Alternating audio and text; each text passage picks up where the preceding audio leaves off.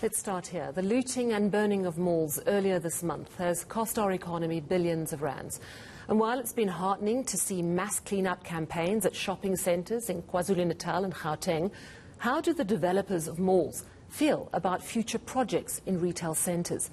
Let's discuss this now with Jason McCormick, Chief Executive of Exemplar REITail Limited, which owns over 20 malls. The McCormick family has invested in many malls over the past 39 years, often in rural areas and townships where other investors would not go. Good evening and thank you so much for your time. I wonder if we could start with you taking us back to the first moment that you heard one of your malls was being attacked. What were you hearing? Where was it? What did you think was going on?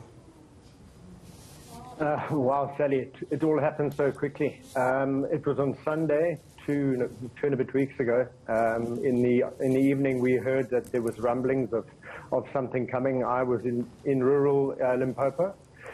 I woke up at 4 o'clock the next morning and started the drive back, only to find out that at 1:30 in that morning, Monday morning, our first mall had been attacked in eNCA. Everything escalated incredibly quickly after that, and by 8:10 that evening, the final of our 6 malls had been breached and was being looted. So in the course of, 16 hours, everything had happened. So certainly, what was I thinking at the time? There wasn't time to think. We were literally just trying to get what needed to be done to protect the malls that were still standing, to try and limit the damage, limit the fires, and try and control what was, really an unfathomable situation at the time. Which of your malls were affected by the looting and vandalism?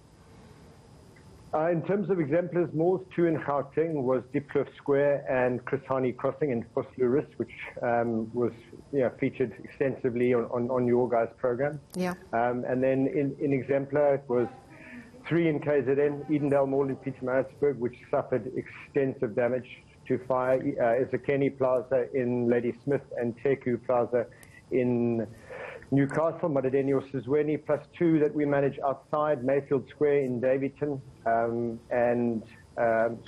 Ezekeni Mandini on the north coast in Exemplar. So in total, 7 malls, 5 in the Exemplar fund. And have you been able to establish how much money has been lost? No. I'm sorry, I think you might have just muted yourself. Sorry, just say that again. Okay, that's better. Yes. There we go.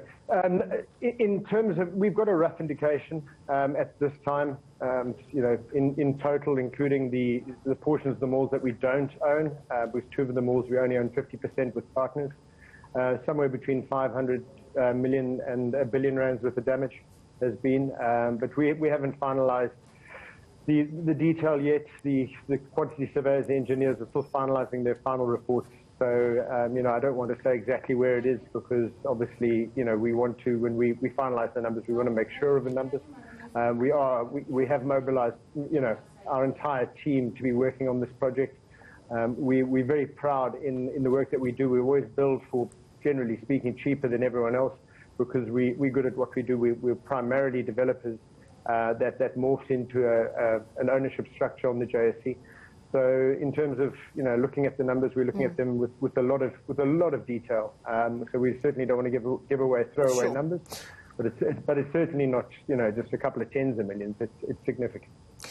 When you started hearing about the attacks, did it feel that the attacks on the malls that you're in charge of and that you're involved with, did it feel that the attacks were planned and targeted, or did it rather feel like a fire that developed a life of its own? No, there was no doubt they were planned. We got warned about them before they came, and there were rumblings. And if you look at the time scale of how this just rolled from one to the next to the next to the next from the malls in our areas, it all happened within almost 24 hours. There's no ways that you can coordinate something like that just by people copycatting what's happening elsewhere. We don't know the true reasons behind all of this. There's so much speculation, there's so much rumor, and as I say, we're certainly not in the intelligence business. But there was no doubt that this was sustained, this was planned. there was an intention to cause maximum damage. They disabled our fire suppression systems in the malls as they attacked them, so that we couldn't put out the fires. Whether the fires were a distraction for the cash extraction, that was definitely a massive part of this, because almost all the safes, all the ATMs were emptied out in all our malls and other malls within the industry. So, there's no doubt that this was incredibly well planned beforehand. And as I say, it was literally like a rolling thunder that just erupted, and once it had started, it couldn't be stopped. It was unfathomable. As I said at the time, you didn't have time to think. We were just doing everything we could. I've got an amazing team. The guys are energized. We were doing everything we could, pulling in whatever resources we could. Unfortunately, it wasn't enough in many cases. I think it's also at a time like this when you rely on the police to help you. What is your understanding of why they were unable to control this? Do you think that the best police force in the world would have been unable to stop what happened? No. Honestly speaking, no. eNCA, our first mall to be hit, the police left the area the day before, saying that they had some pay dispute issue and they weren't going to get involved with this. So, in eNCA for 3 days, they ransacked, looted, and then burnt that mall basically to the ground. So, I think with better intelligence, people, we had the intelligence ourselves. Coming through our grassroots community structures, people saying, guys, this is coming.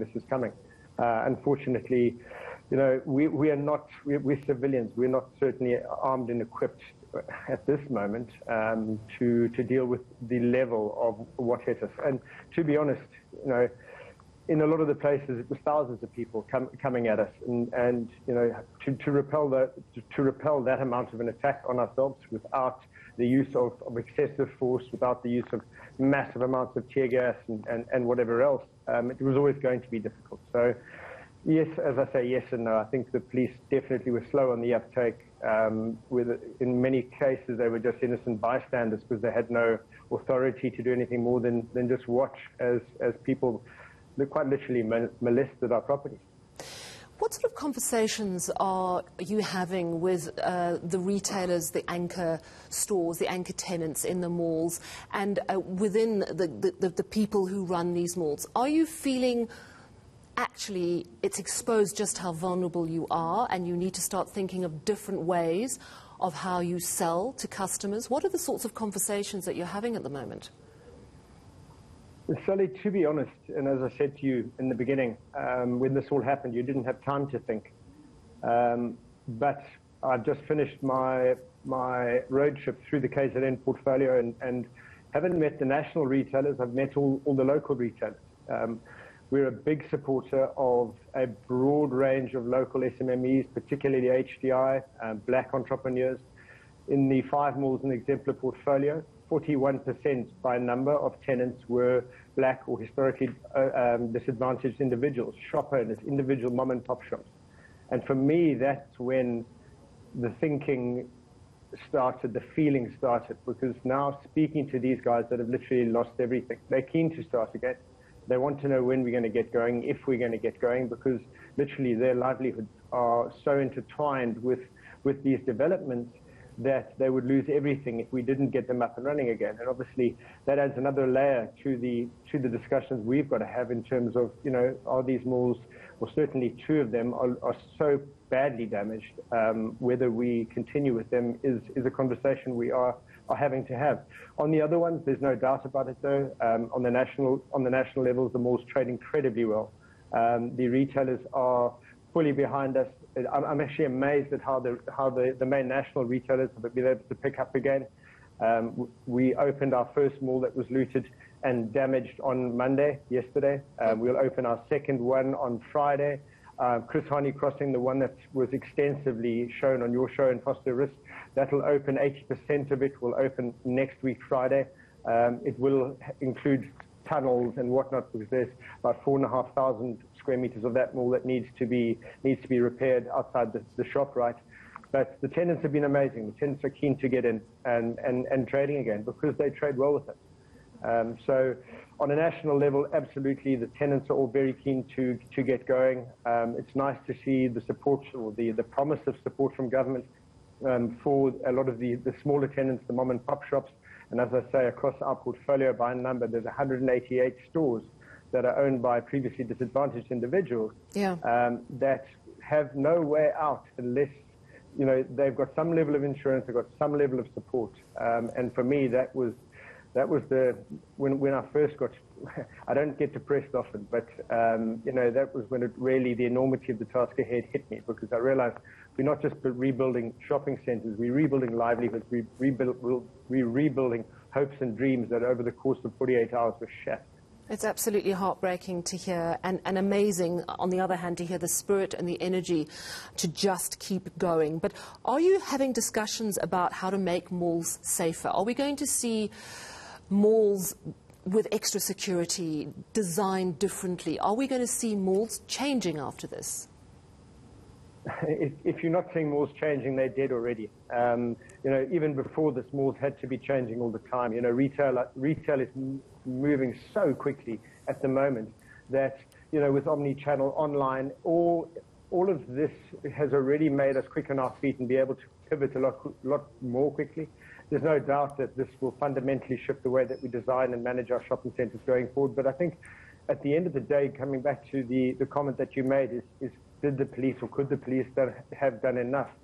I think the reality is, in these communities, unless there's sufficient opportunity for our youth, unless there's sufficient jobs, they will always remain at risk. Because when people sit idly, whether they're earning a grant or not, they're doing nothing productive with their time, infrastructure will always be at risk because people have got nothing to do and no hope for anything to do. So I think certainly there's a socioeconomic impact that needs really, some significant conversations need to be opened up around that, because malls in and of themselves cannot survive. They can only survive if there's ancillary economic activity around them that supports the buying power, the spending power that goes into these malls. So without that, malls will always be at risk. Certainly, you know, we've got already a lot of really clever ideas as to how we're going to protect our malls going into the future.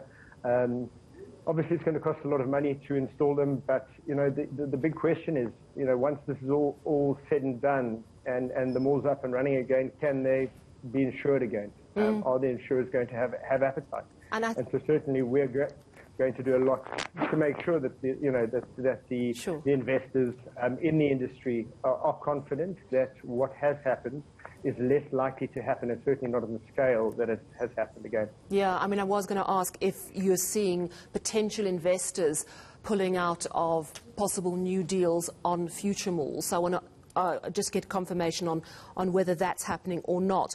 And then whether any of your malls that were badly damaged, whether you're considering closing them completely, that it's just not worth restarting them. Okay, on the first question, are people you know, considering whether to build more malls in these areas? I hope so, because there's been a lot of really poor developments being pushed through into this market with scant regard for the community, and there's a lot more discussion needs to be going into the nature and composition of these malls going into our areas. Yeah, I would imagine that people have, you know, are going to take a second, third, fourth think properly about this before they suddenly jump into this township and rural market. It's always been where angels fear to tread, as you earlier said. We've been doing it for 39 years, and from earlier than anyone else. And even ourselves, we are looking at certain areas. You know, I've got an amazing development opportunity here in KZN. Where I've agreed to give 60% to the local business forums, taxis, local community. We're going to back the funding, and we're going to take a minority stake. I'm having to relook at that and say, do I really want to get involved in these areas that are this volatile, having seen what we've seen? Maybe it's just a knee-jerk reaction, but with me having been born and bred and lived in this industry my entire life, I'm already having those discussions myself, and I've been treading far from the angels for a long time. So those people that are from the suburbs, I can only imagine they're having a similar thought. If you can remind me your second question. The second question was whether any of your malls are going to have to close completely for good. yeah, a mall closing never for good.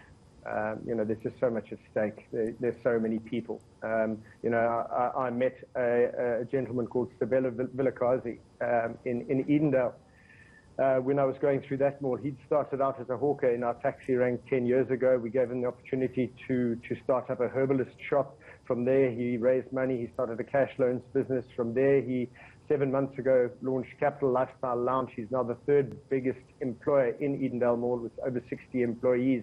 In the space of 10 years of his blood, sweat and tears, he's grown up, literally starting as a hawker selling pop and place in the taxi rank to employing 60 people. And listening to his story, my heart of hearts, you say, no, we can't give up for people like Sabella. But the financial realities are severe. And, we've looked at that 60-70% of that mall has been condemned by the engineers due to the extent of the fire. And obviously, I'm the CEO of a listed company, a fund. I report to shareholders. And obviously, I've got to look after the financial interests of the shareholders. But that said, we have always operated with a significant social bent.